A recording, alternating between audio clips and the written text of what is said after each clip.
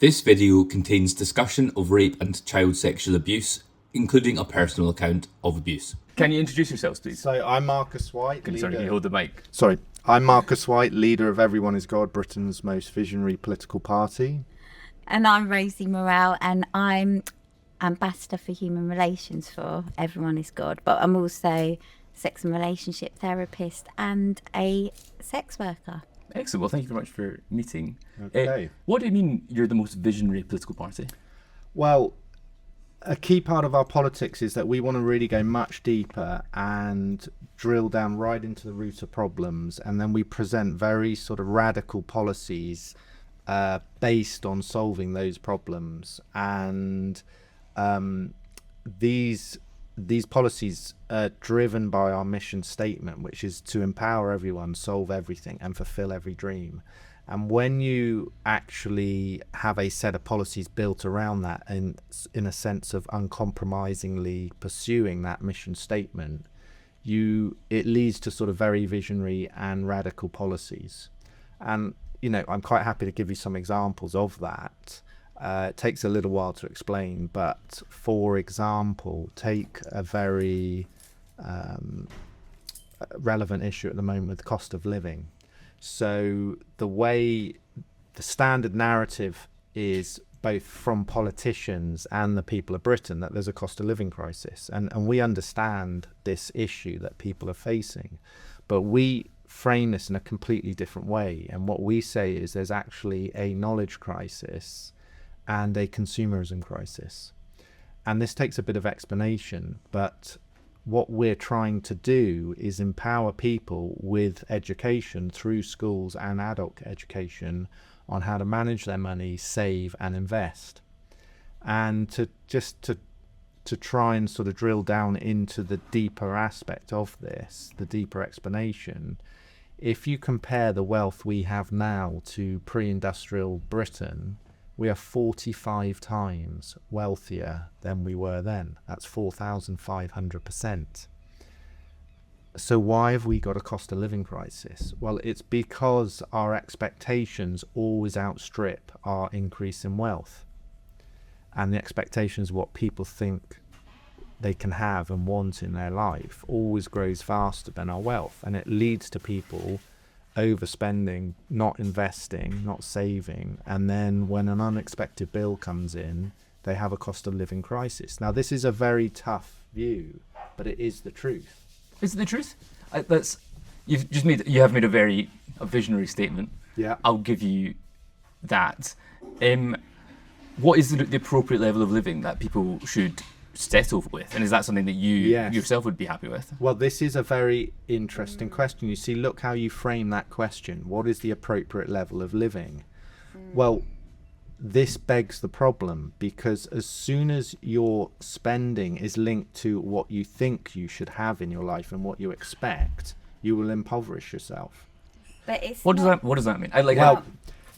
If you see, I've employed people all my life, and I've watched how they spend their money, what they earn, and I've talked to lots of other bosses who employ people, and the way most people aren't taught to budget and manage money. This is just not a norm. What most people do is they spend to their limit of their earnings, and this means because that's their expectation. If I've got this money and I want this thing, I will go and buy that. And what that means is that there's no financial planning, they're not saving, and they're not investing. So then, as I said, that is the mindset. But if people are educated to actually say, well, wait a minute, I earn this amount each month, and these are my basic bills, and if I tuck away this amount each month and invest it, in 5 years' time, I've got £10,000-20,000 to put up for a house deposit. This is very uncommon. I'm talking from experience, a lifetime of employing people, talking to bosses, observing, seeing the people my father employed over many years. So I'll give you an example. If you go on our website and look at our cost of living policy, we have a few different examples of saving and investment, all based on minimum wage. And it's actually possible to become a millionaire on earning minimum wage your entire life. And that's through saving and investing. And nothing complex, just basic investing. You see, the opportunity is there for people to save money, get a deposit, buy a place. We do another costed up scenario where 2 people on minimum wage pay for their first house outright at the age of 25 on minimum wage. These figures are there. They're hard figures. You've made that up.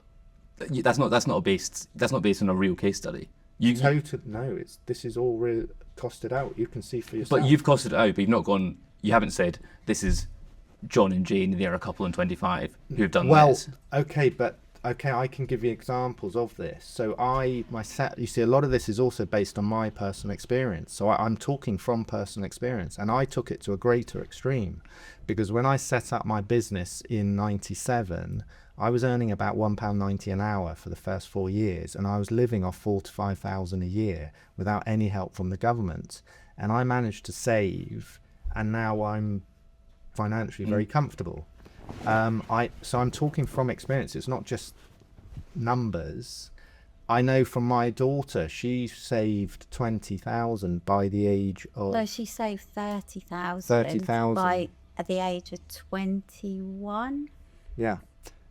From what she was working from the age of 15 in part-time jobs, and then she left school. She got full-time work, and she just saved, and she was living at home with us. So the thing is, you see, I've been in business and done this all my life, and I've got a degree in physics, so I understand numbers, I understand investment growth and the mathematical functions for that. This knowledge, there's this huge gap in knowledge, and then that gap, it's so powerful what can be done with very basic income. But it's not just. Sorry to interrupt. It's interesting that if someone were to go to your website and they saw your big list of policies, which I think covers every single aspect of the human experience, I don't think what they would click on first is the cost of living policy. They have things like, you've got your everyone is God policy, simple solutions, everyone is intelligent, human darkness, sex and psychology, boundaries, transparent truth, parenting, education, open source education, supreme laws. Yeah. And that's not even. That's not half of it. That's not half of it. I know. Yes. I'm surprised that the first thing you want to talk about is the cost of living. I'll tell you why. Because a couple of the issues that come up most commonly is cost of living and illegal immigration. So as campaigners, we're talking very much from that perspective. As you've correctly pointed out, we've got a complete set of policies that are very comprehensive. But I'm basing this interview on what people are struggling with and what we get presented with, and cost of living comes up all the time. It's almost a universal thing we hear.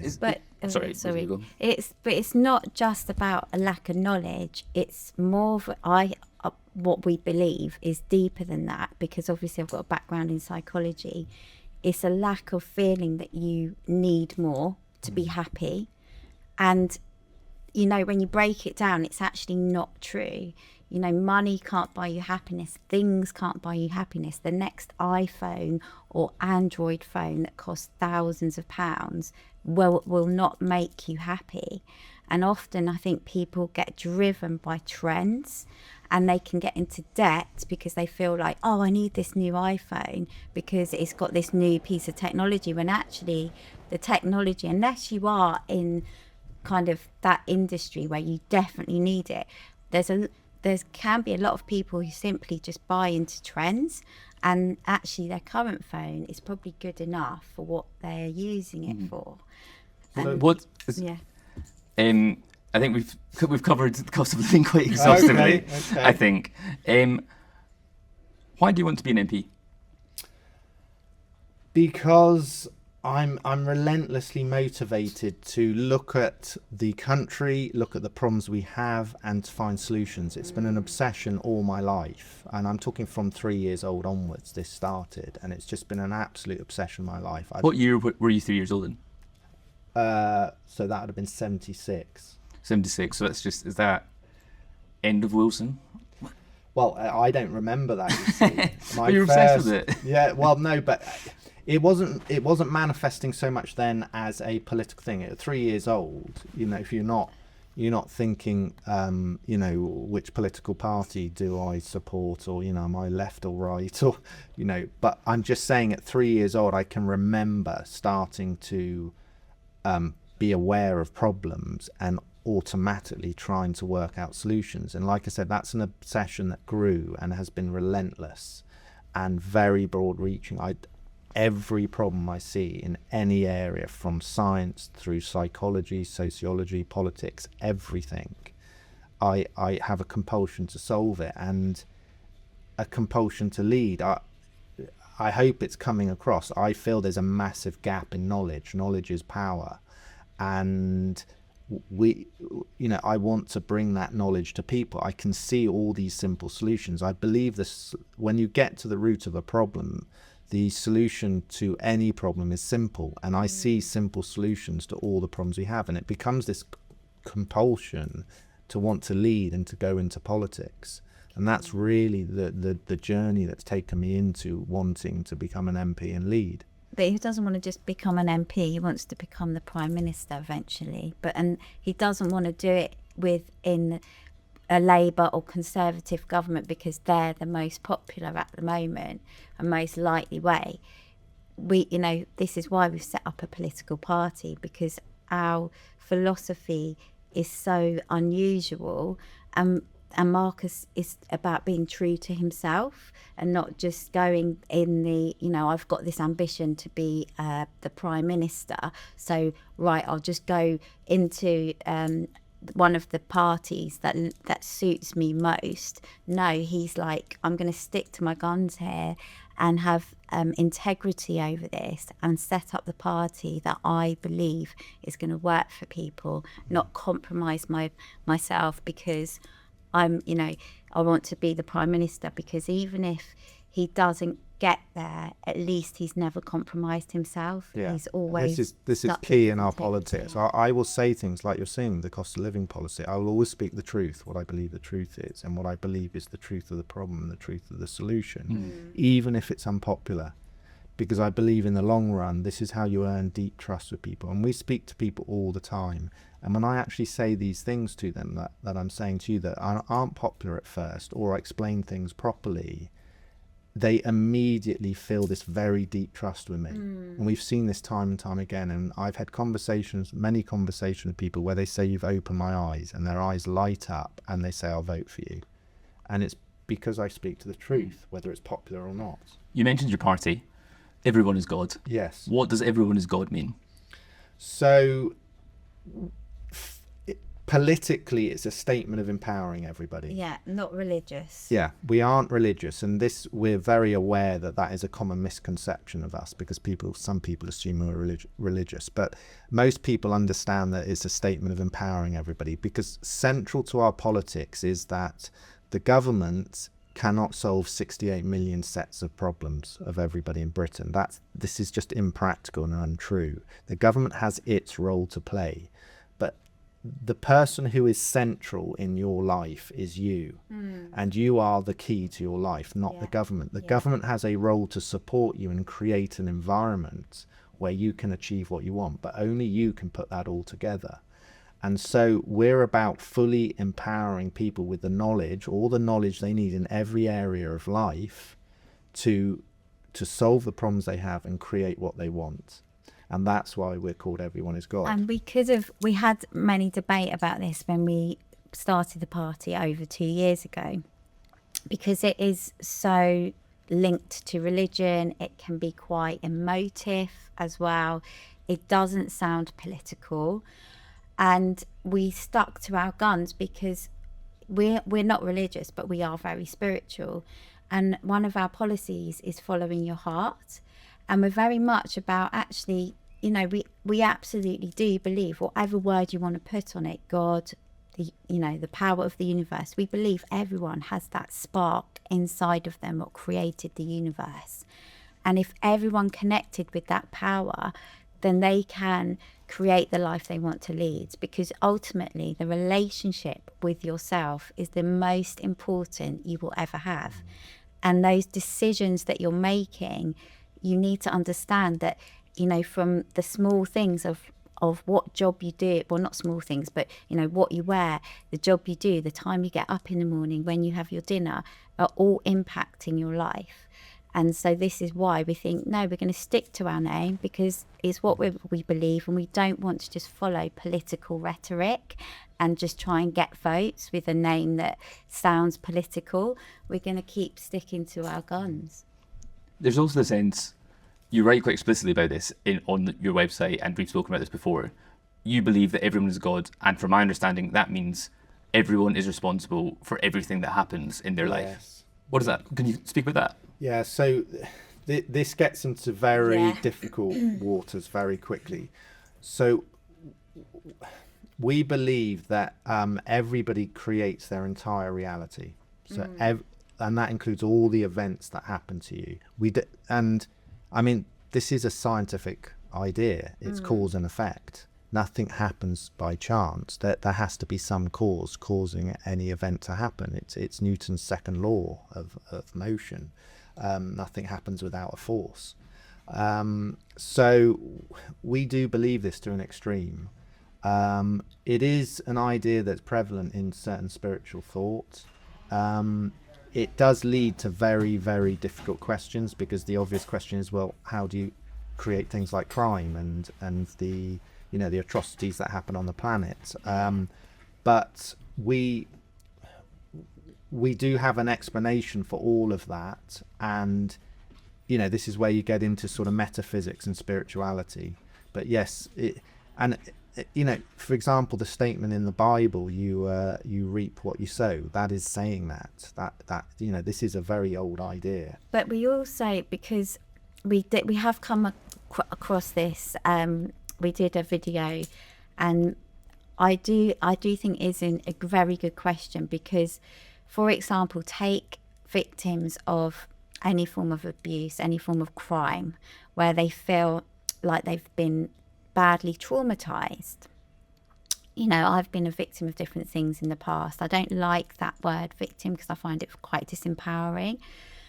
And the reason why you know, for me, I can absolutely look back over the trauma that I've experienced from other people who, in that situation, when I look back on the surface, I did look like the victim, they looked like the perpetrator. But now when I look back, I can absolutely see how I created it from my subconscious belief systems. And this might sound a bit technical and a bit deep, but because I've looked back and seen it, it means I'm not afraid of being abused or being stalked or feeling like, oh God, I don't want, you know, because I've worked out, that was running in my energy field, and that is how I created it. A bit like a maths equation. So you're not afraid of being stalked? Well, I mean, I think what you're trying to say is, because if you have the belief system that you're creating everything, and we add something onto that, we don't only just think you're creating everything, you're creating it with a purpose. There's a reason why you're creating all the events of your life. So when you have that mindset, the challenging events that come to you, you actually unlock them, and you gain a knowledge and a power from those events. And just as Rosie's describing, I've experienced this relentlessly in my life. All the difficult events I've had, I've derived a huge amount of knowledge and strength and power from them. And can I try and give you an example of how we suggest this works? So, for example, a very common thing is people have, well, everybody has it to a lesser or greater extent, but we have areas of low self-esteem where we feel bad about ourselves in some way. We might not like our body. We might not like certain habits we have. We might be embarrassed of a behavior or a sexual preference we have. Now, if this is a 24/7 thing. Like, let's say I don't like my body. You know, my body's horrible. So you're telling yourself this all the time. So that then will immediately manifest in the experiences you create. So people will say that back to you. So straight away, do you see the link about how you feel and perceive yourself? But and it could come in a way that is not direct, because it's a bit, you know, the thing what we understand is energy you know, it's like this mirror thing. It sort of is the, you know, when you've got something on your face, it's the opposite way round kind of thing. And so often you can think, well, why, you know, I haven't, you know, why is this happening to me like that? And it's... Yeah, so what Rosie's trying to say, there isn't a direct one-to-one correspondence, but if you have self-loathing, then you will create others who loathe you. What I'm struggling with here in this conversation is on your website and in our conversations before I met you, you have explicitly said a woman is responsible for her own rape. And I'm quite conscious that you are dancing around saying that. Rosie, you alluded to it. That is quite an explicit, very controversial thing to say. We're saying it responsible for the experience. So I have been stalked. I haven't been raped, but I've been I've had a man follow me into a toilet in McDonald's when I was taking my little sister to the toilet, come in. Jesus. Yeah, and I was only 15 at the time. And shut the door. There was no one else here, just me and my little sister, and got his penis out and could have physically raped us. Oh my God. And I went into complete shock, but fortunately I got so angry and protective. I think he saw this kind of rage and fear on my face. I just screamed and told him to like F off and get out. And I think he saw the fright. It actually shocked him how angry I was, and he left, thank goodness.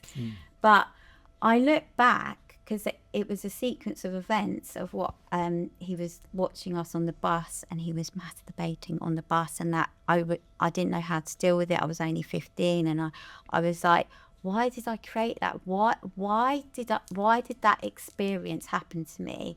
Because I don't want to be the rest of my life fearing I'm going to be stalked and potentially put myself in a situation where I could be raped again.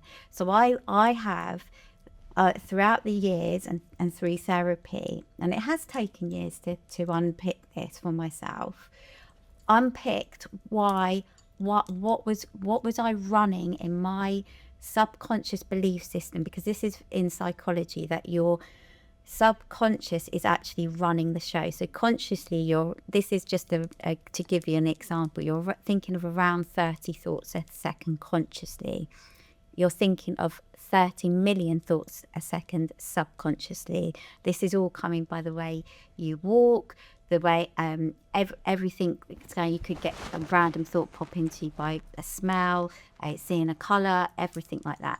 So how did I get myself into that situation? Well, I was actually way back sexually abused when I was 1 year old.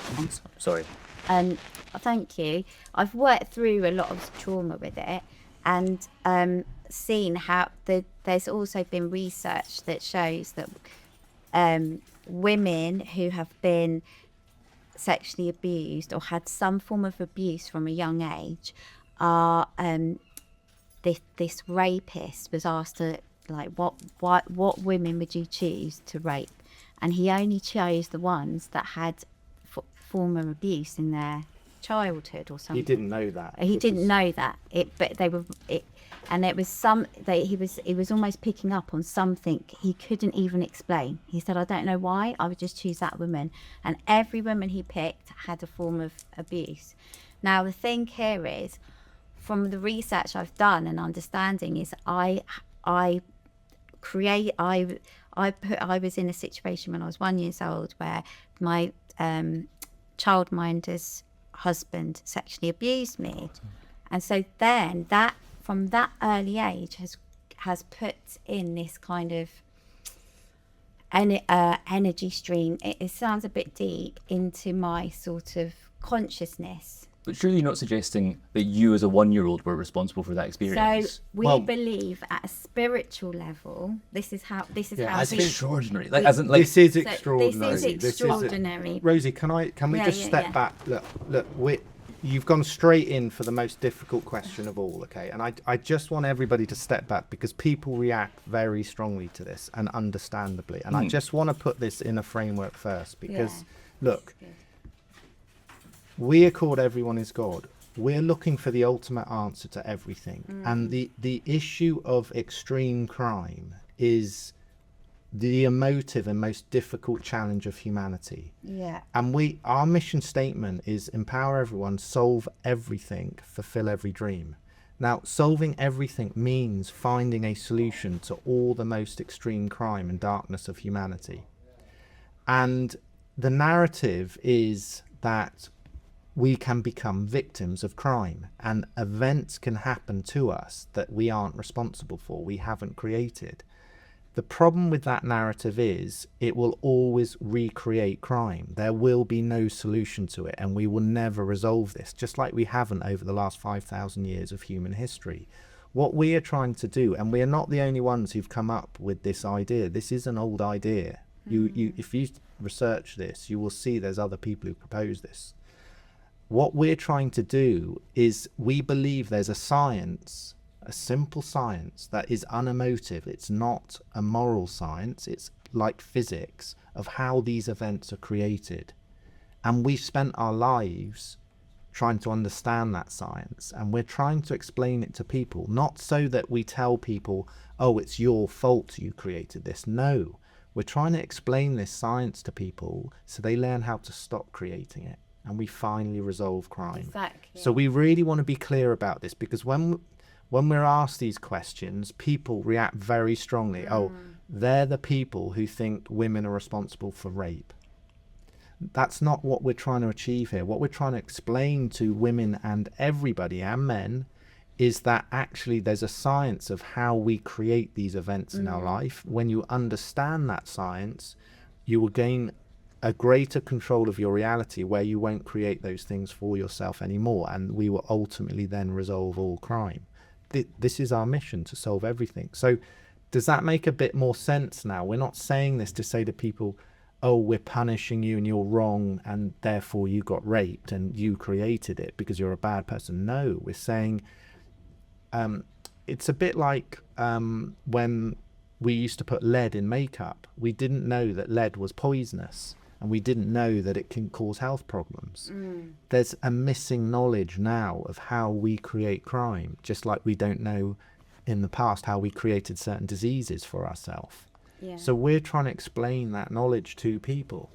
And so we want to resolve all of this so people are fully empowered. And I went And this in is at what the we're deep- trying to I do went in now. at the deep end, but Yeah, Rosie, so I was a bit chaotic with it. It's a deep question, and I think it's something that, like, I understand what you're trying to do, in that you're trying to present to appeal to voters here in Clacton, which is has one of the most deprived areas in the country, has a very specific demographic, and I appreciate that's what you're trying to do. But I do think it's slightly disingenuous to present yourselves as that party, when you are the party of radical visionary means. You're the human darkness party. That's what everyone has got stands out. When you say disingenuous, what do you mean? It's because you're seeing some contradiction. I think it's not necessarily a contradiction, but I think presenting yourself as the most interesting about the reason I want to speak to you guys is because of your human darkness policy, is because of your everyone is God policy, and by presenting yourself to the voters in Clacton as we're a run-of-the-mill cost of living party is disingenuous. Well, look, this is a really good question. You see, I don't think I've explained the direct link. You see, our philosophy, our spiritual philosophy, directly informs our practical policies. Look what I said, that when I talked about in this interview our cost of living policy, that was all about empowering somebody to create the financial reality they want. Do you see what I mean? It's entirely based on our spiritual belief, because this whole conversation, we're actually discussing the same point over and over again. We're talking about the whole concept of, is somebody a victim of circumstances, or actually are they in full control of their reality? We always say they are. So with cost of living, we say you are in control of your financial status in your life, and our policy reflects that directly. And this is what we're always saying, because the only way you can empower somebody is by giving them knowledge of their own power. You can't give them things that don't exist. So if we're to solve problems, people have to have the power to do that. and they have to believe in themselves, and ultimately that power has to exist, and we're saying it does exist, and we want to connect you with it, and this is how you will solve things. Who's your political hero? It's going to sound terrible, this. I'd have to say myself. You're your own political hero? Well, it You sounds like- terribly no, but arrogant he and narcissistic, doesn't It it? does, yeah. He But the does- thing he- is, can but I he say- did like Winston Churchill. I like aspects of Winston But Churchill. he doesn't think- I don't have a political hero. I have there's things I admire in many different people, politicians. In fact, there's things I admire in everybody. I'm an admirer and fan of everybody. Of everybody? Yes. Everybody? Yes. Hitler? Okay, all right, here we go. So Hitler, okay, this is the thing, okay, people have this narrative. It's really interesting, the questions you ask. This is the human narrative. There are good people and there are bad people. And generally, most people think, I'm a good person and there are these people who are bad, like Hitler, Genghis Khan, Saddam Hussein, etc. This narrative we don't believe is true. We believe that everybody is exactly half dark and half light. It's a physical fact, just like every bit of light casts a shadow. So, it's very difficult to explain these things quickly in an interview. But, okay, what do I admire about Hitler? Hitler was, in a practical sense, and if you take out the